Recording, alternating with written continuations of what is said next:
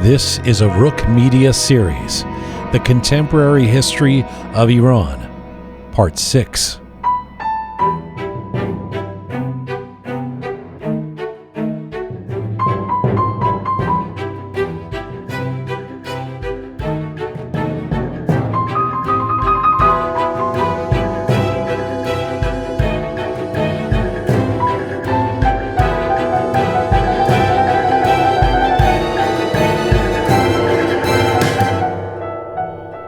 Hi there, and welcome to the Contemporary History of Iran, a series from Roqe Media.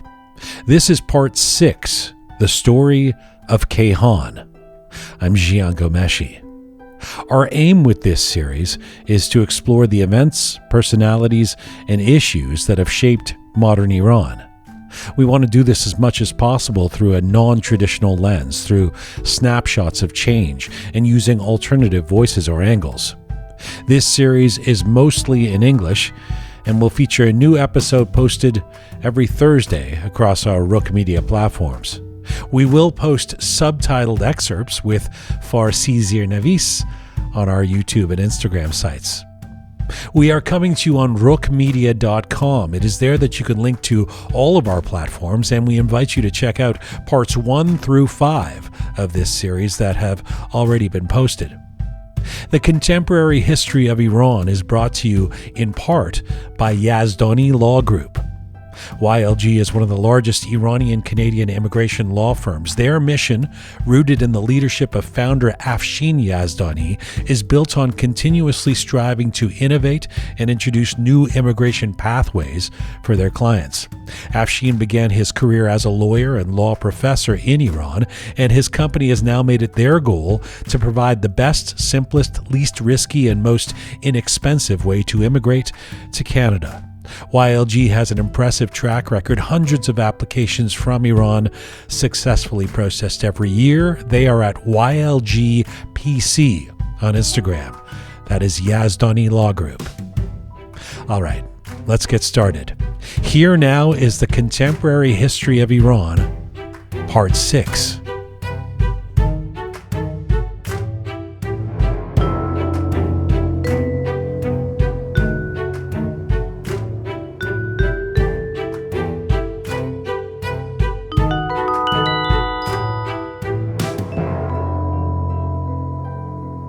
The story of modern Iran in the 20th century and forward could hardly be told without mention of a media source that provided a national spine of news distribution and opinion from the 1940s until the revolution of 1979. That is, a newspaper that grew to become, at its zenith, the biggest name of its kind in the Middle East and a trusted international source of information about Iran under the Pahlavi dynasty. Kayhan.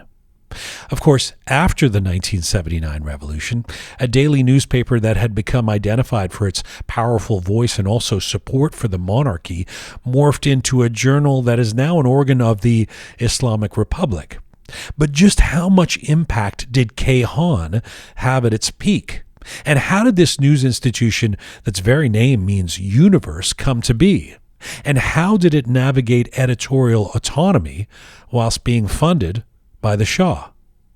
There are few people better anywhere in the world to tell us the story of Kayhan than my featured guest today, who is a journalist, political analyst, author, and was the executive editor-in-chief of the daily newspaper Kayhan in Iran from 1972 to 1979. Amir Taheri has published numerous books, has written for numerous publications, and has also been editor-in-chief of Jeune Afrique, the Middle East correspondent for the London Sunday Times, and has written for the Pakistan Daily Times, the Daily Telegraph, the Guardian, and the Daily Mail. His columns are published by newspapers across the world: the Wall Street Journal, the New York Times, the Los Angeles Times, Newsday, and the Washington Post, to name just a few. And he has been a regular presence as an expert on Iranian affairs, everywhere from BBC to CNN, and has interviewed many world political leaders, including Presidents Richard Nixon, Gerald Ford, Jimmy Carter, Ronald Reagan, Bill Clinton, as well as King Faisal, Mikhail Gorbachev, Anwar Sadat, Indira Gandhi, and Helmut Kohl.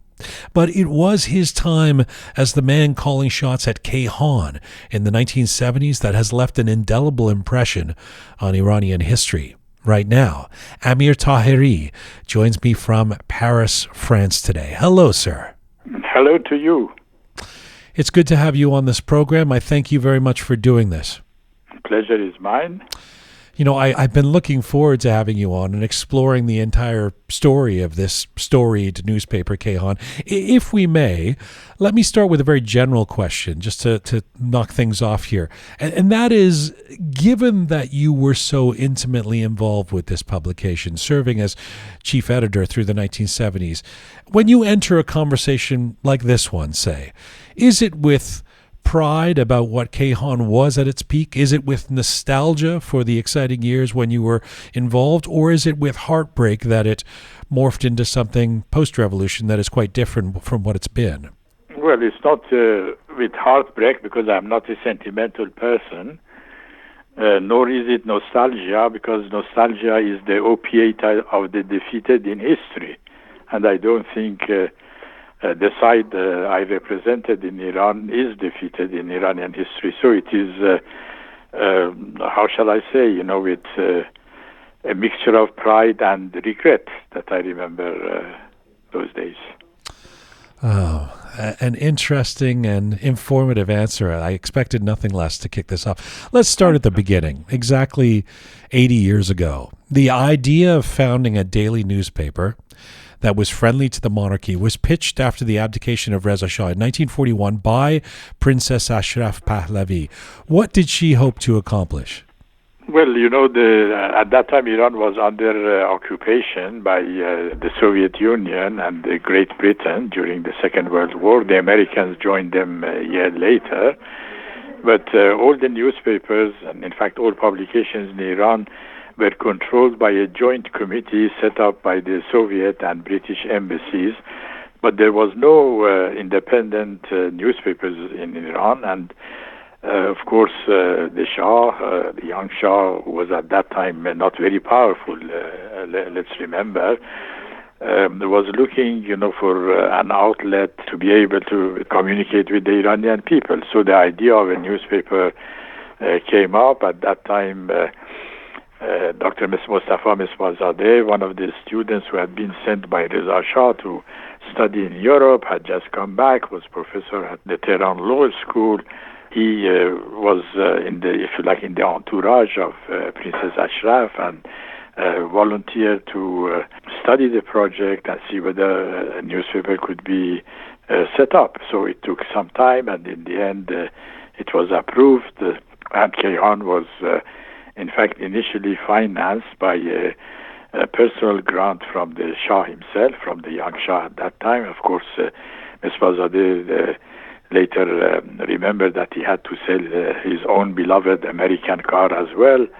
On top of that, and the money was there, so the newspaper started. Yeah, let me come back to the funding of Kayhan. But Princess Ashraf later would write that she saw Kayhan as an opportunity to mobilize popular support for her twin brother, for the Shah in the 1940s. Was it effective? Well, Kayhan had a rather slow start, because for the first year or two it couldn't sell more than 2,000 copies distributed by Dr. Mossader's students at the law school. Because, the big problem in Iran was distribution. Iran is a huge country, and at that time it didn't have enough means of communication like trains, airports, and so on. So the newspaper had to be carried a day or two later, to big cities. And of course, the 400 or 500 smaller cities never received the newspaper. So the main focus at that time was Tehran, and Tehran was in a country like Iran, which was over-centralized, was very important. And even within Tehran, the audience was a small but growing middle class, and even within that middle class, a small but growing intellectual group that was taking shape, shaping the opinion. and so on. And on the other hand, of course, you had to deal with rules and regulations set by occupation forces, which, they were against any show of criticism of Iran's occupation or what they could interpret as sympathy for the Nazi Germany or for the Axis as a whole, and so on. It was very difficult beginning. You mentioned Dr. Mespazadeh. The co-founders of Kayhan, Mustafa Mespazadeh and Abdul Rahman Faramarzi, both had backgrounds in law.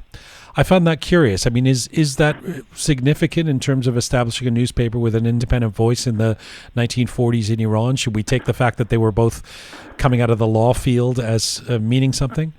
Yes, but they were in different ways, because Mespazadeh never practiced law. He was a professor of law and had written textbooks and so on, whereas Faramarzi was an advocate. He was a lawyer, would go to court, for on behalf of his clients and so on, and he was a magnetic speaker, whereas Mespazadeh was not.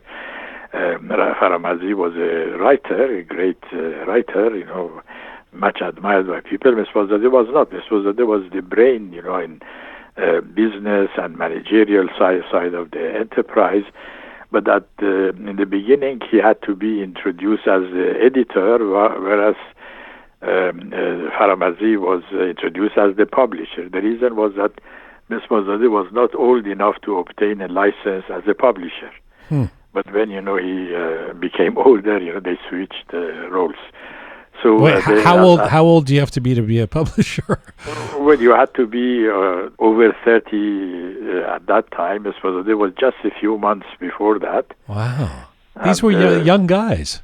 Yes, he was a young guy. He was just back, was a year or two before from France. But another thing is that both of them came from southern Iran, from the province of Fars, and they were born in nearby villages. So, they had a lot of things in common. So why would Princess Ashraf go to them? Well, because Princess Ashraf tried others as well, but, she found them, more enthusiastic, more reliable, and so on. And especially that, neither of them were linked to the big aristocratic families of the previous dynasty, the Qajars. And neither of them had any relations with the occupation forces. Both of them were patriotic in sentiment. So I think all these counted. I want to ask you, Amir John, about editorial independence from the outset. I mean, you've worked with enough prestigious newspapers, media outlets around the world to know how important that is. What were the expectations around the editorial line? I mean, early on, the newspaper receives financial support from Mohammad Reza Pahlavi, the Shah. How did that impact editorial autonomy? Well, don't forget the context at that time. You cannot think of a totally neutral newspaper in a country under occupation, and then a few years later, Stalin trying to annex parts of northwestern Iran, the Azerbaijan and Kurdistan business, and of course Kayhan was campaigning against that, and this is why Kayhan became Kayhan, as the standard bearer of Iranian unity and demanding the withdrawal of foreign occupation forces and so on. So this nationalist discourse, of course, was not neutral. And of course, Kayhan would not use the propaganda set out by the British and Soviet embassies, as did the newspapers published, for example, by the Tudeh Party, which had 7 daily newspapers to start with, while the British Embassy had its own 3 daily newspapers. So, it was a partisan atmosphere, and in that partisan atmosphere, editorial neutrality or impartiality, as we knew it much later, wasn't really discussed. You would do whatever was necessary for the cause, of course, short of misleading people, short of telling lies, and so on. I had read somewhere that Mossader at first doesn't want to take the Shah's money, and I wondered if that was based on this idea of independence, or was that just sort of some form of ta'aruf? Well, I think it was more or less ta'aruf, but Mossader told me later that when Kayhan started to make money, he offered to pay back the Shah, and the Shah refused. He said, just consider it as a gift. But, I can tell you that the Shah really never, I don't know about the early days, but whenever I was in charge, or even whenever I was just a reporter or writer for Kayhan International, the Shah, on very, very few occasions, intervened by giving us his idea or opinion. I could tell you some examples later if you like. Yeah, I want to get into that because that's very interesting to me. First, let's just weave our way through. I mean, so 1941, the idea is hatched by Princess Ashraf. Kayhan begins in 42. About 10 years later, it's the rise of Mossader in the early 1950s and then his subsequent ousting. How did that affect Kayhan, that period? Well, Kayhan supported the oil nationalization movement from the beginning. Don't forget that the oil nationalization bill was passed by the Majlis, by the parliament, the National Assembly, before Mossader became prime minister, and Mossader was not a member of that parliament either. Whereas Faramarzi was, if you like, the editor or the chief writer of Kayhan was a member. So, from the beginning, they supported the oil nationalization. Then the parliament suggested Mossader as prime minister to carry out the Oil Nationalization Act. And the Shah agreed, so Mossader became prime minister to carry out an act or a law that in the shaping of which he had played no role. So Kayhan, of course, supported it right to the end.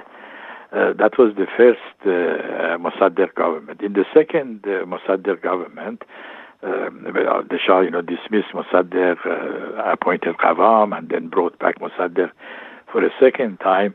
Kayhan was less enthusiastic about Mossader because the newspaper was beginning to realize that Mossader was a systematic naysayer and was leading the country through economic crisis, possibly even war and so on, and there were dangers, on the horizon of another Soviet move against Iran. So all these things led to a cooling down of relations between Kayhan and Mossader in his second term as prime minister.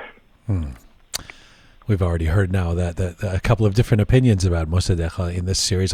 I suspect we'll hear more as we continue doing episodes. What was Kayhan's official position on the ousting of Mossader in 1953?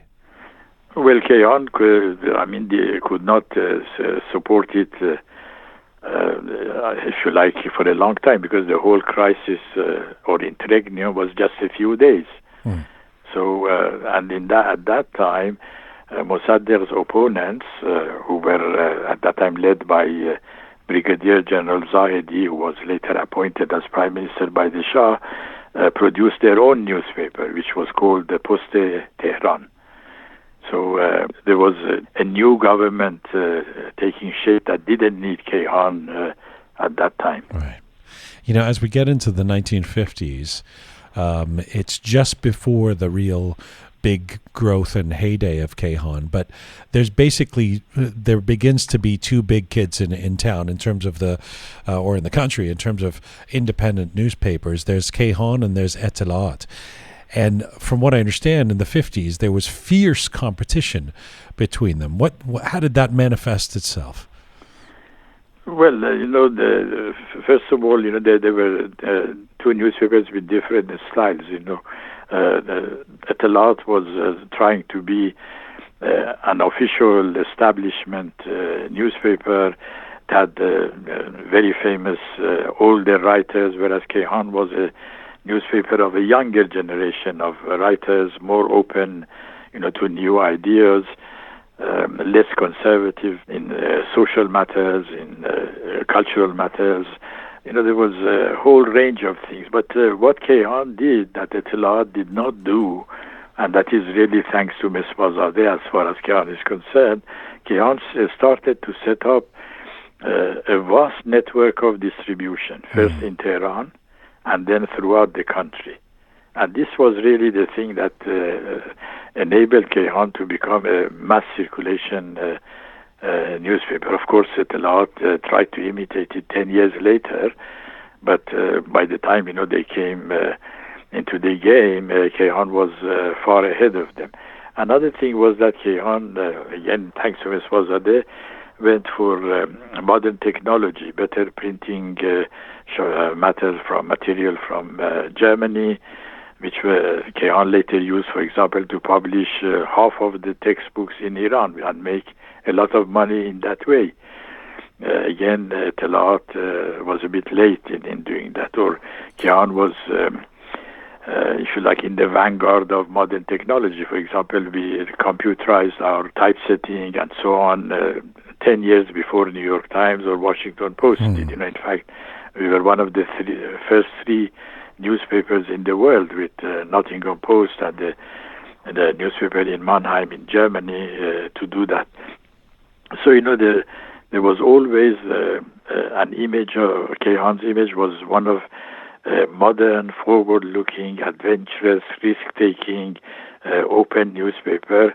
Etemad appeared sort of old, cautious, conservative, unsure of itself, and so on. Of course, I exaggerate a bit because Etemad had many good writers too, and they did a lot of good stories as well. But in this competition, after the first 10 years, Etemad had to accept its position as the number two. After the first 10 years, of course, after the 1950s and that fierce competition we talked about, in the 60s, Kayhan famously becomes a newspaper group. And it expands. In the parlance of the 21st century, we would say it scales into big. What did becoming a newspaper group mean for the influence of Kayhan? Well, it means that it covered, in fact, the whole market for media at that time, because, the television was not very important yet, and the radio was a state monopoly. So, by Kayhan, by producing a weekly newspaper, a weekly magazine, Zan-e Roz for women, found an entirely new audience for children, Kayhan Bachehha, also found a huge audience for itself. Kayhan Varzeshi for the sports, which was very important as well. Kayhan International in English language. It was really a high quality English language newspaper, and we won the prize of the best English language newspaper in a non-English speaking country 5 times. With Kayhan International. And also, finally, we published also, if you like, a free newspaper called Ruzeno for the newly literate Iranians. I want to ask about all that, but so in the 60s, it's becoming this behemoth. It's becoming this powerful organ. First of all, tell me about because I wouldn't know anything about. Didn't grow up in Iran. Tell me about Kayhan Ali. Kayhan Hawaii. No, Kayhan Ali. It was the area. I think it was called Kayhan Ali, where all the buildings were, where it was all. It sounds like it was almost like a movie studio set or something. Yes, it was really in the center of Tehran, near the foreign ministry, near the Lalezar, the street, which was the center of theaters like Broadway in New York. And near the Sepah Square, which was the central square in Tehran. Originally, it was called Kuche Atabak or Atabak's Alley, but because of all these Kayhan branches being set up there, it came to be known as Kuche Kayhan or Kayhan Ali, a kind of Iranian or Tehran Fleet Street, like in London. Right. Right. Yeah. Just picking up on and closing the envelope on that competition between Kayhan and Etemad, there's an interesting development by the 60s and 70s in that these two major newspapers not only observe a détente, but they end up working together. How did Kayhan and Etemad come to cooperate from 1961 through to 79?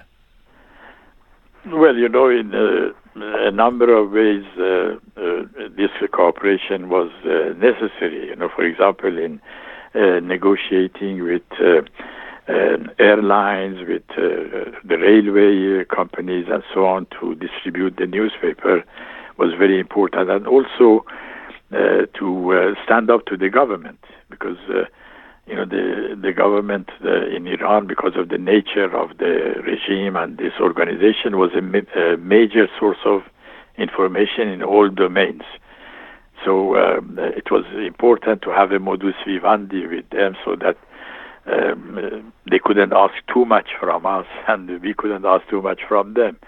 So they did. And in many cases, of course, to cover big events, you really had no other media representatives than Kayhan and Etemad. Sometimes, the Pars News Agency, which was government-owned, also had a reporter. So in the political field also, both newspapers supported the reforms that the Shah had launched. Vote for women, equality of men and women, land reform, participation of workers in the ownership of companies, nationalization of natural resources, the setting up of an environmental agency. All these things, most newspapers supported them. There was, if you like, a national consensus on these issues. So, media today is so doggy. Well, not just today. It's always been dog eat dog. Who can get the story first? Who can put out the headline first? If it bleeds, it leads. All of that. Are you saying that even by the time you're, say, editor at Kayhan, that you would literally get on the phone with the editor of Etemad and actually cooperate, not see them as the competition? No, we saw them as the competition, but I told you the areas of consensus. But of course, we were competitions. We tried to scoop them all the time, and most of the time we succeeded in different ways.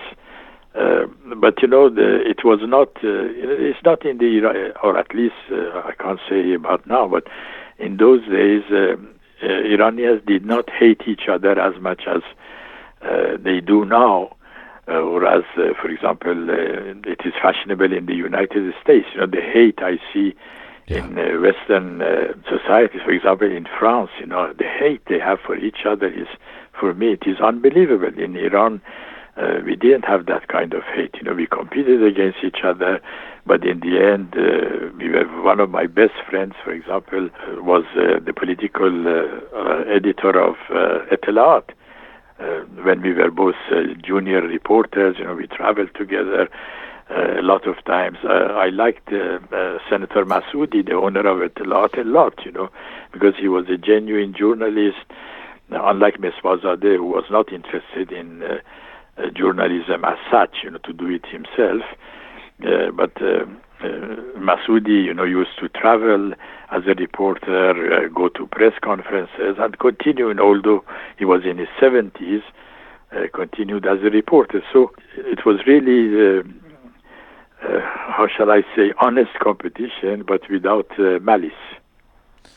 So at its peak, Amir John, if you can put it into words, how powerful a voice and institution was the Kayhan Publishing Group? It became Iran's most widely read and circulated broadsheet. It was also distributed internationally to more than 37 countries. Was there anything in the Middle East that could compare? Not at all. We were the biggest media group, I think, between Europe and Japan. In terms of annual turnover, of publication, the variety of publications we had. We even published, the first magazine on computer, in the between again Europe and Japan, called Iran Computer, and of which I was the president, of the editorial board. So no, I think there was a lot of opportunity. Iran was on the up and up. It was a peaceful country. Around us we had so many Arab-Israeli wars, Indo-Pakistani wars, chaos in Afghanistan, assassinations in Arabia, the troubles in the Soviet Union, Chinese-American clashes, and again today we have them. In those days, and Iran was really a peaceful land, and Kayhan was enjoying, the economic boom because we had more and more advertisements. Sometimes we produced the newspaper in 48 pages, and we had 8 or 10 pages of even small ads. So, it was really the economic boom and the massive and fast increase in the number of literate people who also had the money to buy the newspaper. They were all, it was a cakewalk, if you like. We were not geniuses or heroes, but we were at a lucky time in Iranian history. Let me ask you about the international audience and then the domestic one. When we talk about Kayhan being distributed, this again is at its peak in the 70s when you're there as editor, to more than 37 countries. Who was the audience? Were these Iranians living in the diaspora, or was there this much keen interest from non-Iranians in reading an Iran-based newspaper? Well, I think 90% of our readers were non-Iranians because Iranians, did not immigrate in those days. In fact, Iranians had never been among big immigrating people. For example, when I was a student in London, the total number of Iranians in Great Britain was around 200, and most of them were students who later went back. But, we had trade agreements and joint business and commercial chambers of commerce and things like that with 32 countries. So they were all interested in knowing what is going on in Iran. We had military agreements with 17 countries, so they were also interested in what was going in Iran. So I think most of our readers were non-Iranians, especially, for our English language newspaper, the Kayhan International. I think more than 80% were non-Iranians. There is an asterisk there that among the Iranians was my dad, because we were in London, we were in England, and I was a very little kid, of course, in the 1970s. But I remember my dad getting the version that was it the weekly version that would come on a very, very beautiful light paper, like kind of a thin paper that was... Yes, that was Kayhan Hawaii, a weekly digest or choice material from the daily Kayhan, edited by Dr. Hossein Adl, and it was on thin paper because it was cheaper, to post it like that. So it was very, very popular throughout the world. Yeah, I remember thinking that paper was actually quite cool. I didn't know what it was. Let me ask you about the audience or the readership inside Iran, because as you've talked about, by the 70s, it's a publishing group. There's the daily newspaper, there's Zan-e-Rouz, there's Kayhan Bachaha, there's also Kayhan's School of Journalism that have been established. How deep was the impact Kayhan was having on ordinary Iranian society? Let's exempt the elites in Tehran or the moneyed folks or when we really get into the Iranian society, how much impact was Kayhan having by that point? Well, I think it had a great impact, first of all, by informing more and more Iranians. Our estimate at that time was that the daily Kayhan had a total readership of between 5 and 6 million people, which means, one newspaper could be read by many people. So, and for the first time, we had a presence in all the 400, 500 Shahristan or small towns in Iran. So many of them had never seen a media man, but we had the stringers or even resident reporters in all of them. Then we started producing local editions. We had, towards the end, we had 14 local editions out of, we had about 25 provinces. We couldn't cover all of them, but 14 of them we had special editions for them, which put emphasis on local news. So there would be like a Mashhad Kayhan and a Shiraz Kayhan? Yes, it was a different. For example, in Abadan, the front page would be different from Tehran, or in Tabriz, it would be different. And, I realized power of the newspaper on a number of occasions personally, which surprised me. For example, when all the Iranian ports were clogged because of, too much import and export and things like that, Ms. Mossader told me that we are going to run out of newsprint. So what are we going to do, and so on. I said, what do you expect me to do? He said, if you could ask the Minister of Transport to allow the ships that are bringing us newsprint from, Finland and Sweden to come forward, instead of waiting 45 days, it would be helpful. So I telephoned the minister. I had never met him, and even to this day I have never met him. Mr. Salehi said, Salam Aleik, etc. And I said, this is what we want. He said, okay, we do it. And he did it immediately. So I suddenly said, it is like magic. It happened. Then another example was Ayatollah Shariat Madari, who was a Grand Ayatollah, later defrocked by Mr. Khomeini. I had met him many times, and so he telephoned me and he said they want to send my son-in-law from Rezaiye, which is now called Urumiyeh, to Mashhad. It will ruin his life. He's head of agriculture in Western Azerbaijan. Can you do something that he stays there? So I telephoned the Minister of Agriculture, Mr. Rouhani. This one I knew him, he was a friend. And I said, can you do that? He said, yes, and he immediately did it. So it showed that, if you wanted to exercise influence, you could do it very easily. There were many examples of this, but of course, I never misused them for personal profit or interest or things like that. No one wants to get on the wrong side of the editor of the biggest newspaper in the country. Yes, but what I'm saying is that it was not me as a person, but it was the power of the newspaper that, suddenly they would telephone me. One day they telephoned me from downstairs and said, the Mr. Abdulazim Valian, the Minister of Cooperatives, is downstairs and he wants to come and see you. So, shall we let him in?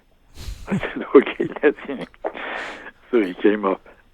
I'm glad you went a little personal there, because if you'll indulge me, I want to ask about you personally and your story in all this, because you're forever tied to Kayhan, obviously. I mean, and interestingly, you were born at the same time as Kayhan, in the early 1940s. What did the newspaper mean to you before you became one of the staff? I mean, as you're a kid in the 1950s and 60s, what were your impressions? You clearly had a bug for journalism. What were your impressions of Kayhan then? Well, the bug for journalism, I developed it in childhood. It was, the time of oil nationalization, and everybody was talking politics and so on. And I was reading many newspapers, every day. So one day I participated in a competition set up by Tehran Musawwar magazine. It was a weekly magazine. Said, write about the strangest man you have seen in your life. So I wrote something, I sent it to them, and it won the first prize, which was 6 months free magazines. I was 10 years old at that time. What was the thing? What was the strangest thing? The strangest man was a newspaper seller called Mr. Faradi. In Ahvaz. I was in Ahvaz at that time, because I was born there.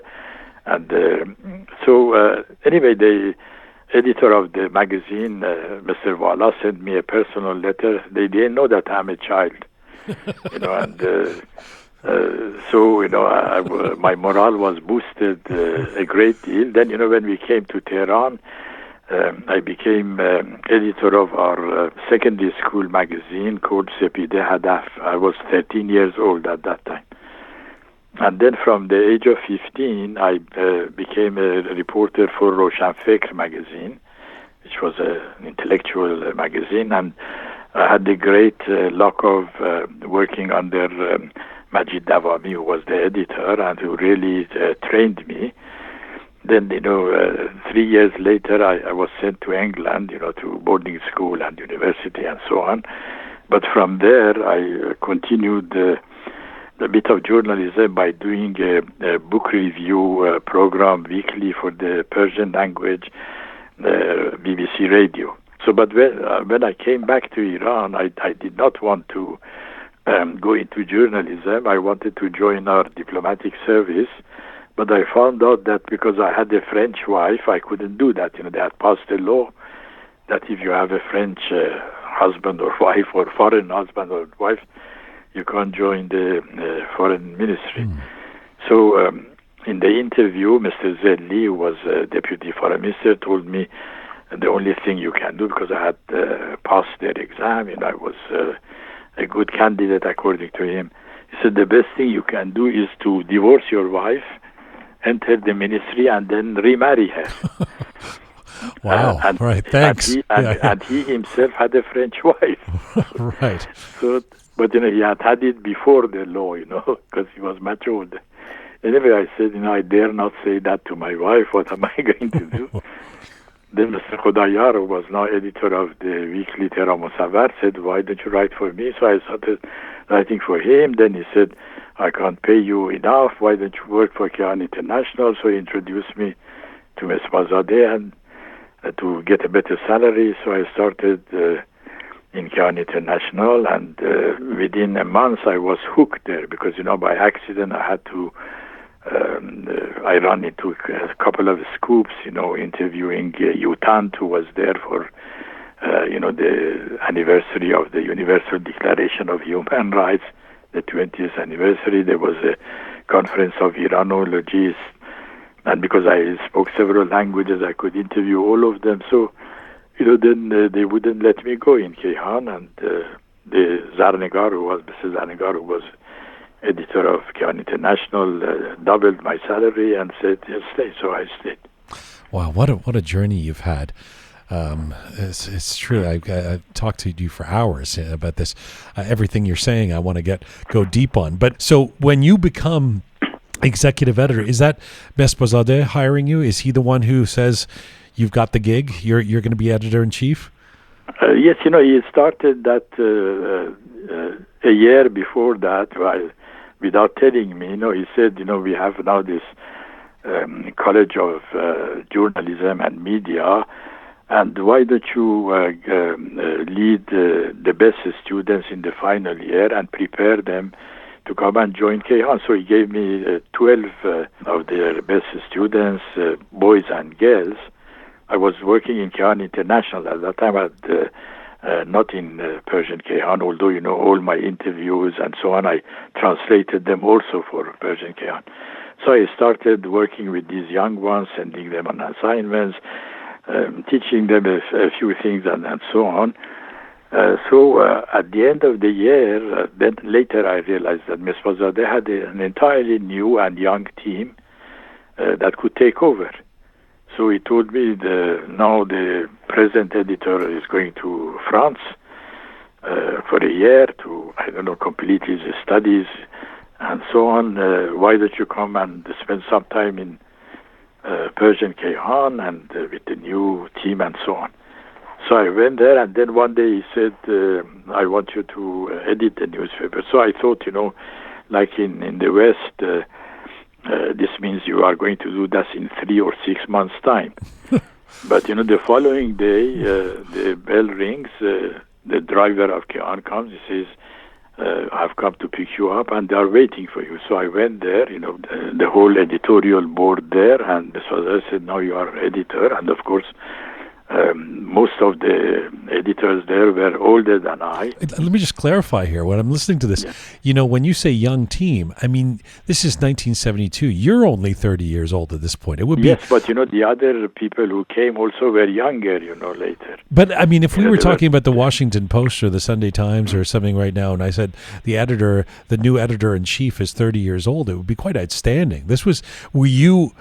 Were you intimidated at the notion of having to take on the helm of the ship? Between the two of us, I never wanted to become editor because I loved reporting. You can't imagine going into wars, revolutions. I've seen fantastic things that people would kill for. See so many interesting. Smoke a cigarette with Leonid Brezhnev and so on.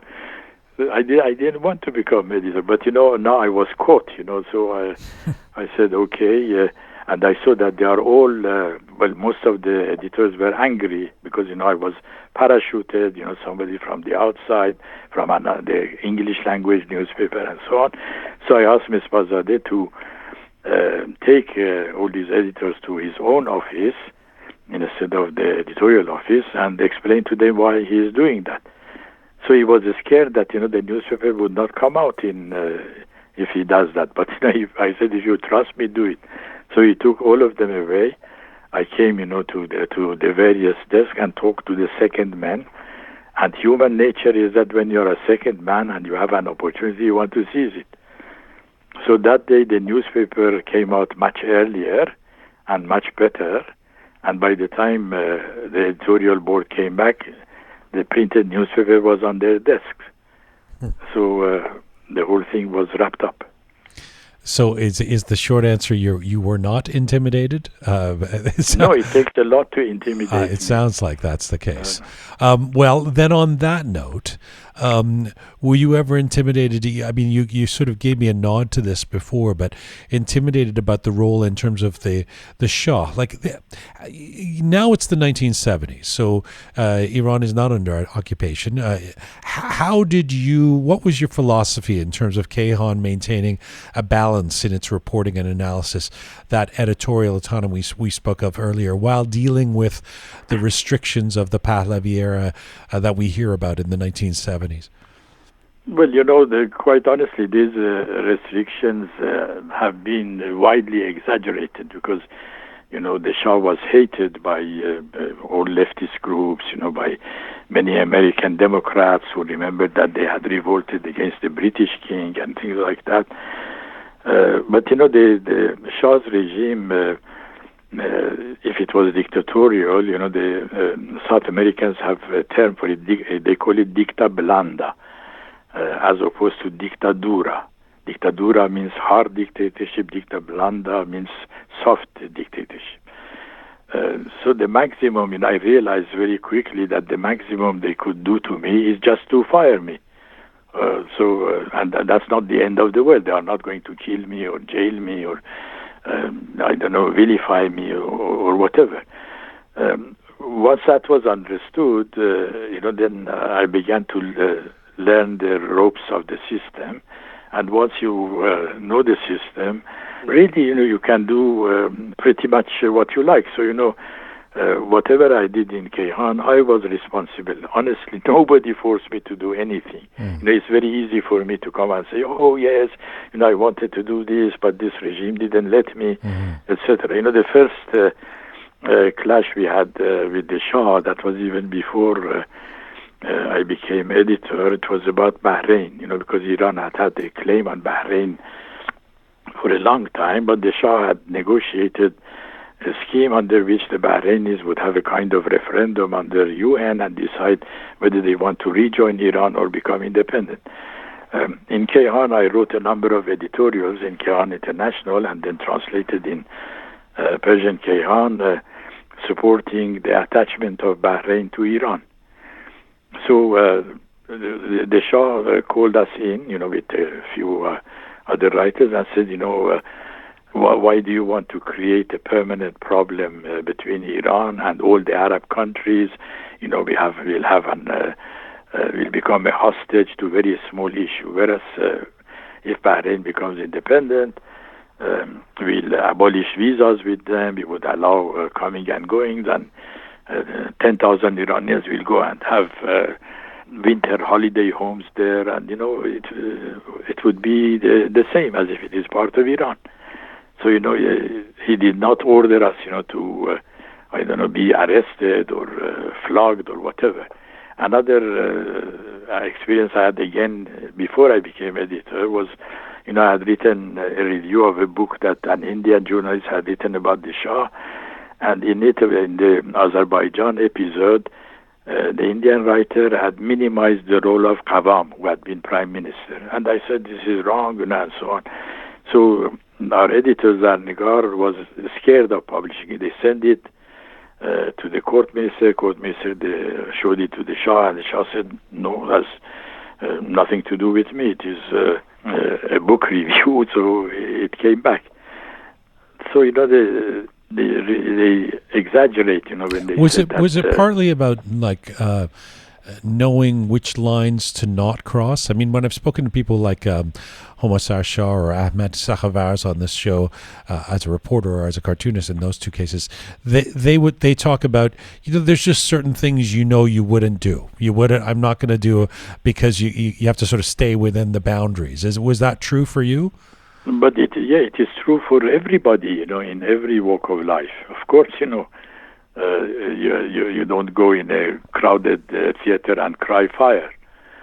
What I'm saying is that there was no mechanism for censorship. Nobody told you, what to write or what not to write. But you couldn't publish a newspaper with a headline saying "Down with the Shah," right? No, but why should I do that? Because I didn't believe it. Right. But I know you didn't want to. But I didn't believe that. I think "Down with the Shah" was a very bad slogan for Iran. Right. But presumably the New York Times could print that about Biden. I guess that's the delineating line of. But they don't. This is the whole point, because they don't. Have you seen even Down with Trump? They don't that. They hated Trump, but they didn't do that. Did the Shah ever tell what, in terms of not censoring, but did they ever tell you? Did they give you directives to promote something like we've got this new deal we're doing with this country? We want you to write about it. Not at all. Not at all. I interviewed the Shah twice. I'm the only Iranian journalist who had an exclusive one-to-one interview, very long interviews with Shah, 15,000 words each of them. You could see them still on the internet, and you see from the question and answer, it is not, I was not a servile journalist or a poodle of the Shah or anybody else, nor did he want me to do that, and in many world leaders I interviewed asked for the questions to be seen before, whereas the Shah never asked to see that. For example, I missed an interview with Fidel Castro because their ambassador asked me to give him the questions first. I refused. Yes. To do that. I love that you refused. Yeah. So really, as I said, it's very easy. The Shah is dead. He never did anything for me personally. I owe him nothing personally, except as an Iranian. I could very easily say yes. I would have done miracles, but he didn't let me. And things like that. What do you, when you think back to that time, and before things turned at the end of the 70s, we'll get to that, but what were the greatest challenges as editor of this massive newspaper group with this circulation of millions?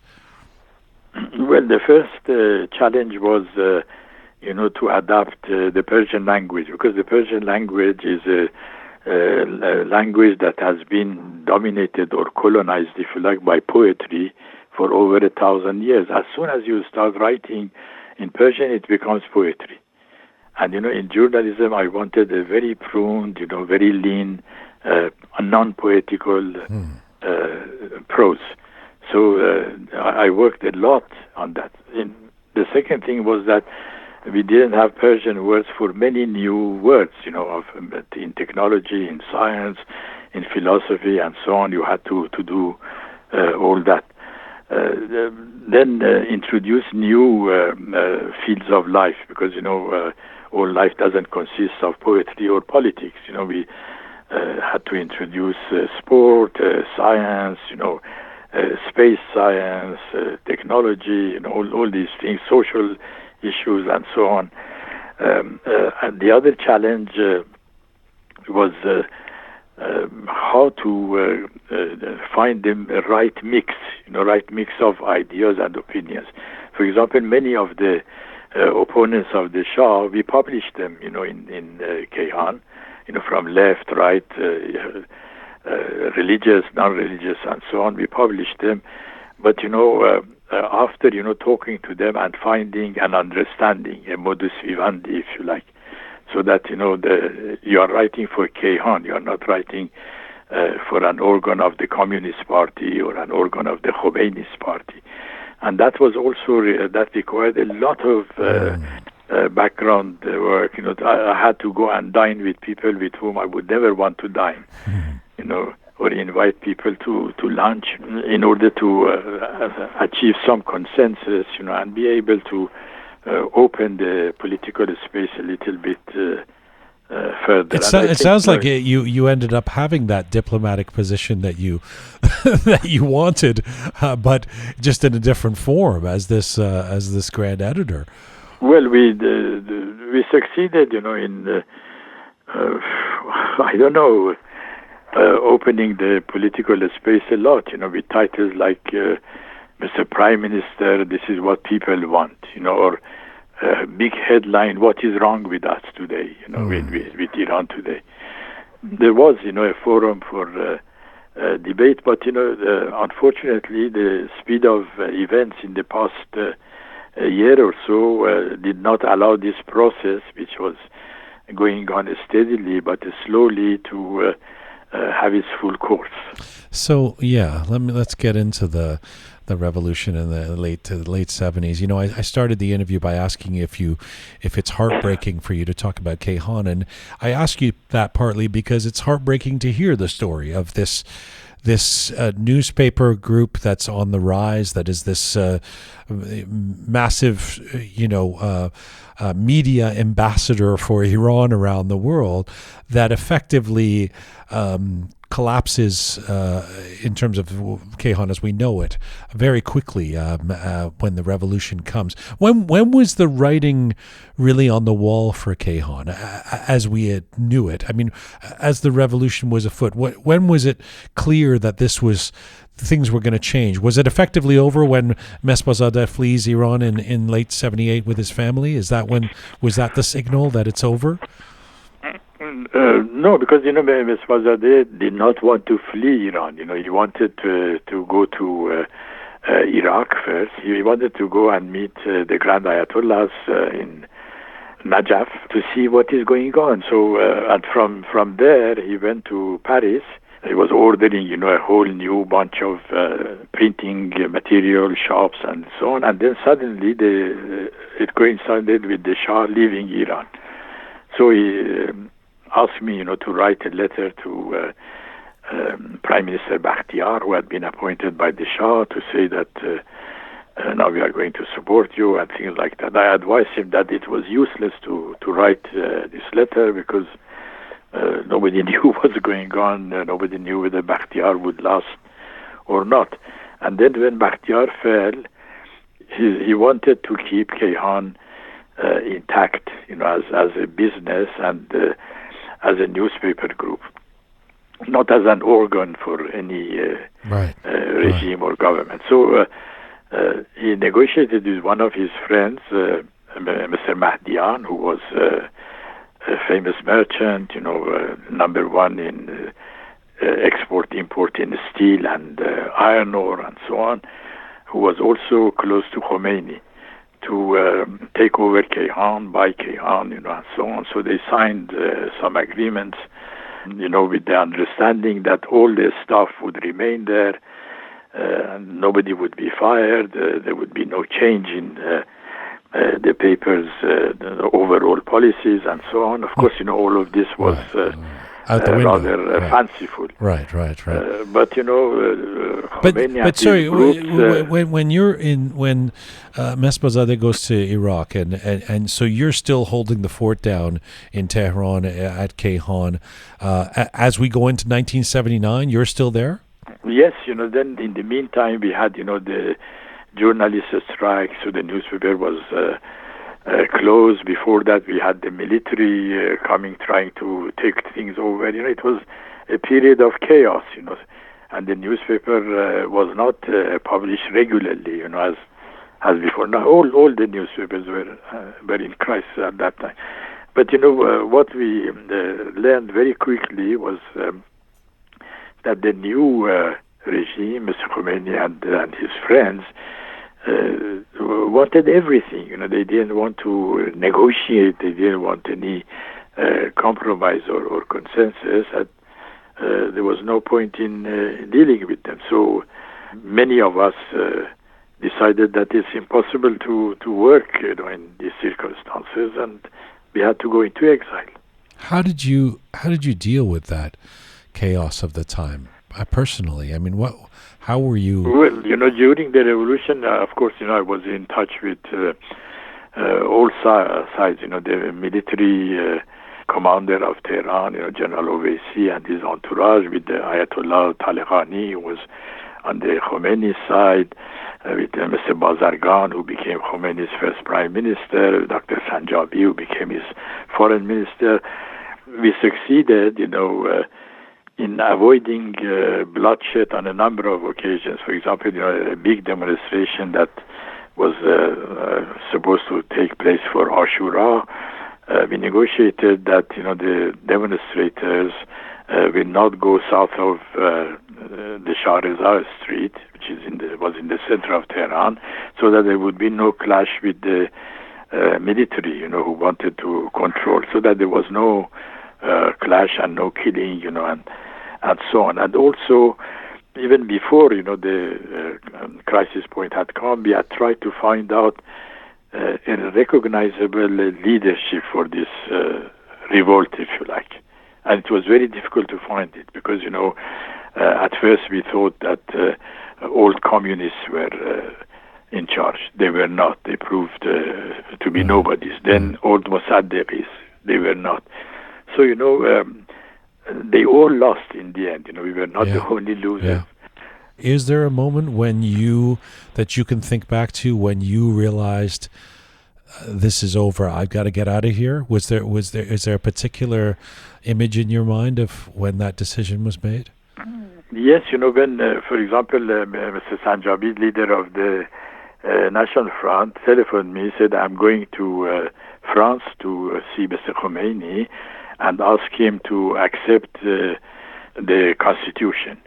So he went and asked me to get in touch with him through one of his contacts in Paris, Mr. Salamatian. But when I telephoned, he said, no, I have agreed with Ayatollah Khomeini that we should have an Islamic government and Islam is democracy and things like that. So I realized that the whole thing was lost. Because the Tudeh party also issued a statement supporting the change of constitution and all power to Khomeini. Their newspaper wrote an editorial saying that we have seen Khomeini's picture in the moon and things like that. So there was, the Shah had left the country. There was no the other side. If you like, our side certainly didn't exist. Yeah. Because, we thought our side is the side of the Constitution. And, Were you in touch with the Shah at all? No, at that time, no, because he was in Cairo. Later I saw him in exile, but at that time he was in Egypt in these crucial moments. But, before he left, of course, I saw him many times, in the last 2 months, because, most of the grandees of the regime had left the country. There was nobody to see the Shah, so his protocol chief, Mr. Amir Afshar, would telephone and say, would you like to come and see His Majesty? So in these 2 months, I saw the Shah more than I had seen him in the 10 years previously. And how would you describe how he was? Well, he was very sad. He had lost a lot of weight. He had lots of medicine brought to him. I didn't know what they were, pills of different colors. And he was really like a broken-hearted man, who has been betrayed by the person he loved or by his sweetheart who has betrayed him. And they asked, why do they this to me? And it was really a tragic. I had never seen him so downcast. Oh, and then when was the last time you saw him? You said you saw him in exile somewhere? Yes, in New York hospital, and there, he didn't want to talk because he thought he's being taped by the Americans. So, he said, let's write things down, So I had a piece of paper, but it was not really a substantial conversation because it was impossible. Wow.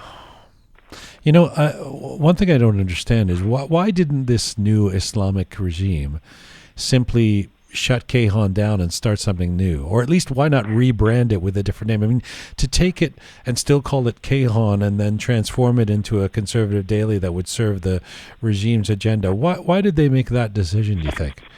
Because they can't, they have no creative power, They have destructive power. Even, they haven't changed the layout of the newspaper. Even the pages assigned, for example, to editorial is the same. Pages assigned to, foreign news is the same. They have absolutely no imagination. And now not only Kayhan, they have taken the whole of Iran and reduced it to, I don't know what it is now. It's a strange decision to. I mean, here's this journal that's been famously of the previous era that they wouldn't.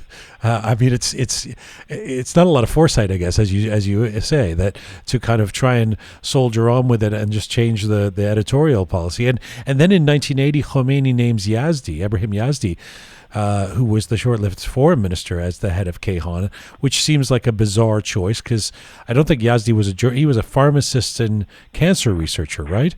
So yes, but he was not the only one because they don't care, about professionalism. The whole thing was about loyalty. Yazdi was appointed as editor. Mr.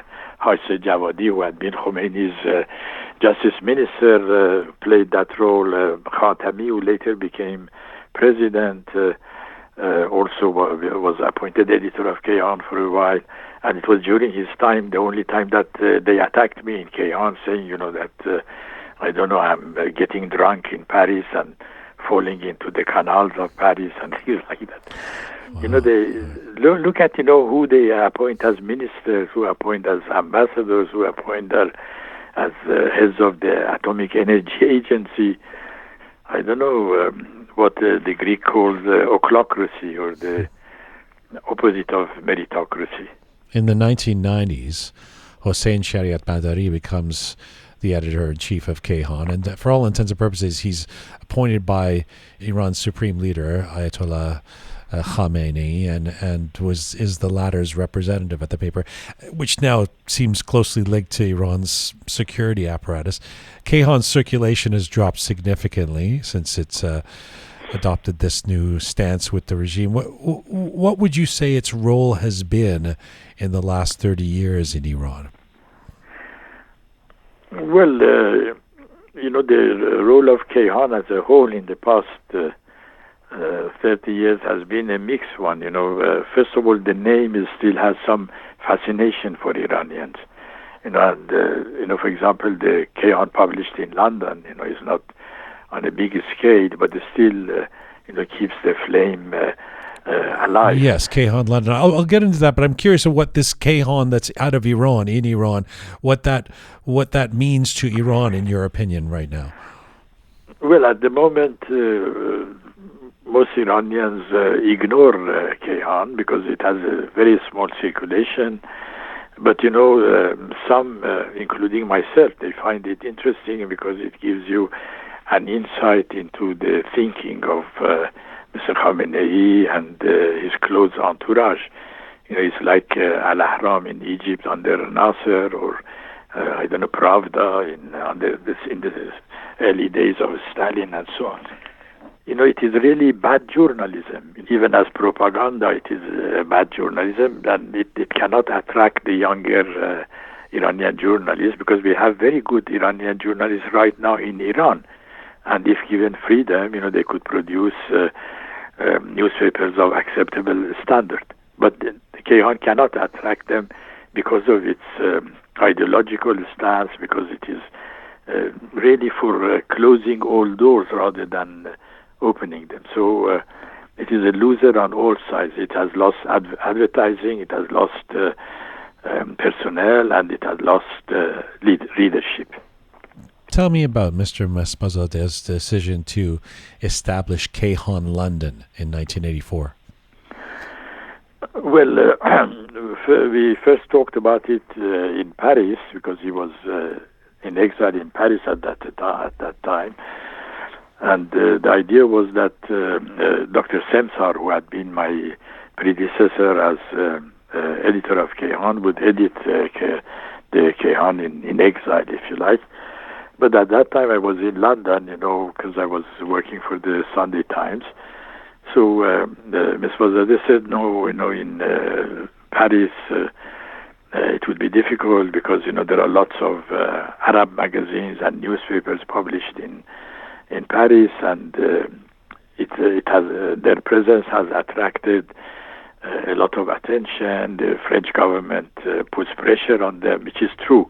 When the French government wanted to make a deal with an Arab country, would put pressure on the Arab media in Paris. So London is a better choice. So we said okay, and Dr. Semsar did not want to leave Paris, because he had his wine collection here, his house here, and he was francophone, French-speaking, not English-speaking, yes, and so on. So Ms. Mossader said, why don't you do it? So I said, I'm ready to do it, if you like, initially, but I cannot commit myself to that on a long-term basis. He said, okay. So I launched the London Kayhan for a year, and later left it. Mr. Vaziri took over from me and continued. It has continued since then, and is rather successful. I'm so grateful to get to talk to you as somebody who not only knows the history of Kayhan the last 80 years, but who was there and in a big way. We started this interview and I asked you about pride, nostalgia, and heartbreak, and you said not heartbreak, not nostalgia, pride and regret. What's the regret part? Well, the biggest regret is, that I didn't get a chance to train the next generation of Iranian journalists. As I was trained, by Dawami, by Khodayar, by Zarnegar, and others. They really, because, I never believed in learning journalism at school, and I was opposed to the creation of the journalism school by Kayhan, because I thought journalism should be learned on the job, and under the, if you like, tutorship of one person. Unfortunately, I was really training this new generation. Of course, many of them are still there, working in Iran, or some of them are working in the Iranian media abroad. But, this is my first and the biggest mistake, that I couldn't do more. The second one was that I was using Kayhan as an instrument for opening the political space, which was really going rather well, but again, it stopped in its tracks. And thirdly, I had a big project for creating a branch in Kayhan to produce inexpensive books, for mass circulation among the newly literate Iranians. We already had chosen 200 titles, both, translations and locally produced, with Hamid Enayat, Professor Hamid Enayat, as our editor-in-chief. And this would have been really a big business, in every way, both financially and culturally and so on. This didn't happen either. So, of course, but the biggest regret is that I have to live outside Iran, and every day outside Iran I suffer because, I loved Iran and I had a fantastic time there, and I think I thought myself blessed to be born Iranian, but now I have to stay out of Iran. A final question for you on this story of Kayhan. You've written for and worked for dozens of prestigious international newspapers, the Times, the Guardian, the Daily Mail, the New York Times, Der Spiegel. I wonder, when you reflect on it, would Kayhan in its heyday, how it would compare to those publications, and what you believe the greatest asset was that we had in Kayhan at its peak? Well, the Kayhan at its peak was, the forward-looking and growing newspaper. It was full of energy, full of enthusiasm, which I haven't seen in other newspapers. At the same time, it reflected that unique chance in Iran, because for the first time in centuries, Iran was really on the ascendancy. And Kayhan was a symbol of that ascendancy. Do you, I half ask this, hating myself for asking a question that is inevitably sort of a cliche that we ask at the end of interviews, when we're talking about this era in Iran. But do you foresee a day where the Kayhan that you knew could be resuscitated in Iran? Yes, definitely. I have no doubt about it, for several reasons, because, the present situation in Iran is a temporary situation. The present system does not look like Iranians. Iranians are different. I'm in daily contact with Iranians. I'm running a number of, if you like, classes on the internet for Iranians inside Iran. University teachers, intellectuals, and so on. And we have the manpower. We have good journalists, we have good writers, we have all that is needed. And in my experience, I have seen this before. For example, when I was a member of the Executive Board of International Press Institute, I did a survey of the Portuguese press under Salazar, the dictatorship of Salazar. And I saw that immediately the dictatorship ended, suddenly Portuguese press became like a normal democratic European press. So the journalists were there. Then, again with the International Press Institute, we organized a special 1 week course, if you like, or seminar for Soviet journalists under Gorbachev, in Moscow, with the editor of the British paper, The Guardian, with the editor of Swedish newspaper, with Christian Okrant of French TV, and so on. And I gave a course about how to interview. And there, we had students from all the Warsaw Pact countries, the Soviet Union and its allies. And, they all appeared to us as dead journalists. Then the Berlin Wall fell, and suddenly all of them became really good journalists. I met them later, on different occasions. So what I'm saying is that my hope is not baseless. Don't count the folks out who are there in Iran right now. And because I read the Iranian press now, I follow it. Apart from politics, which is banned, we have excellent writers, on culture, on history, on economy, on social issues, good book reviews. Don't underestimate Iran. Amir Taheri, I thank you so much for your time today. Pleasure is mine. Thank you. Khodafis. Khodafis. Amir Taheri, a widely read journalist, political analyst, and author. He was the executive editor-in-chief of the daily newspaper Kayhan in Iran from 1972 to 1979. Amir Taheri joined us from Paris, France today. This is Full Time for the Roqe Media series, The Contemporary History of Iran, Part 6, brought to you in part by Yazdani Law Group, one of Canada's largest immigration law firms, YLGPC, on Instagram.